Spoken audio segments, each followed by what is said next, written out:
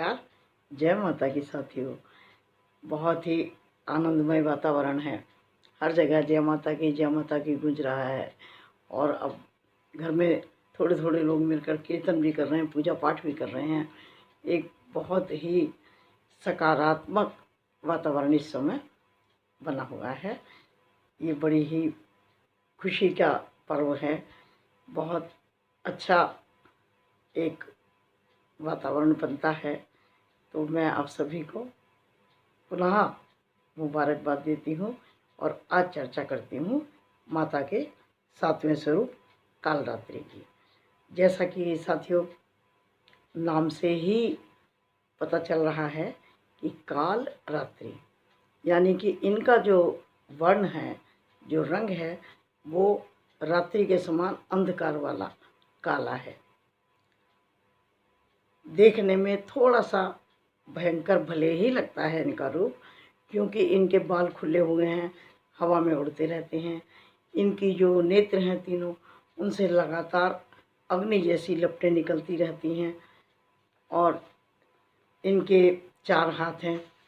एक हाथ अभय मुद्रा, दूसरा आशीर्वाद का, कल्याणकारी, और तीसरे में कमल और एक तलवार, ये अपने हाथ में हमेशा रखती हैं।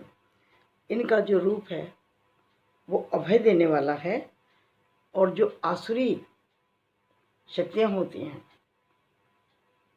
वो तो टिक ही नहीं पाते।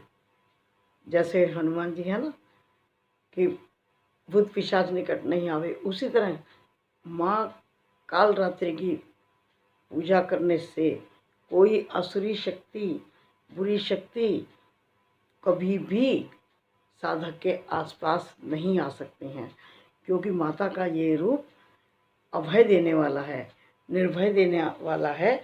और माता कहते हैं कि किसी भी प्रकार से भयभीत या आतंकित होने की आवश्यकता नहीं है, क्योंकि जो भी अंधकार रूपी स्थितियां हैं, विनाशकारी स्थितियां हैं, उन सबको ये माता दूर करती है।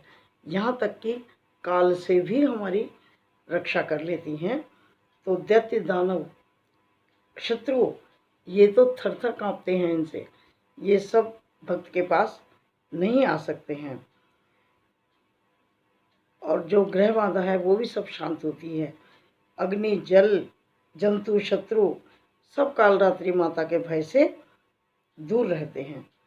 और इन्हीं को ही महामाया भी कहा जाता है। तो ये निर्भय रूप है माता का। लेकिन इन्हें शुभंकरी कहते हैं। शुभंकरी क्यों कहते हैं?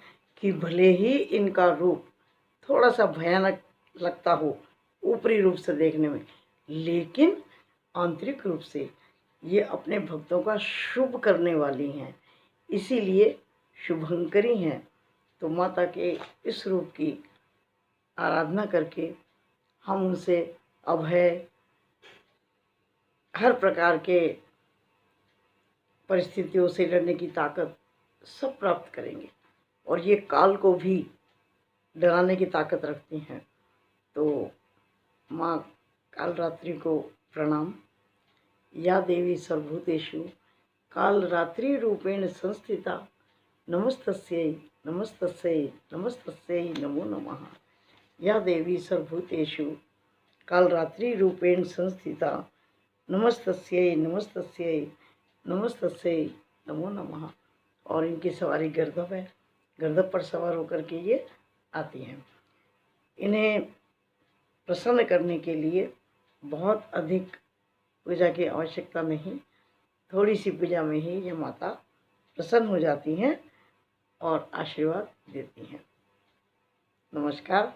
यदि आपको मेरी ये कथाएं पसंद आती हों तो मेरे चैनल को सब्सक्राइब, लाइक और शेयर वो आप करते हैं, और आपका सहयोग निरंतर मुझे मिलता है। आपका हार्दिक धन्यवाद करती हूँ। और साथियों, सब्सक्राइब तो आप कर रहे हैं, लेकिन आप बेल का जो बटन है उसको भी दबा दिया कीजिए। आप उसको जब पुश कर देंगे, दबा देंगे, तो जो भी नई चीज़ें हम आपस में शेयर करेंगे वो एक दूसरे तक पहुंचेंगी, आपको नई जानकारियाँ मिलेंगी और मुझे आपका आशीर्वाद मिलेगा। ठीक है, चलती हूँ। नमस्कार। माता के 8वें रूप में चर्चा में फिर आपसे मिलती हूँ। जय माता की।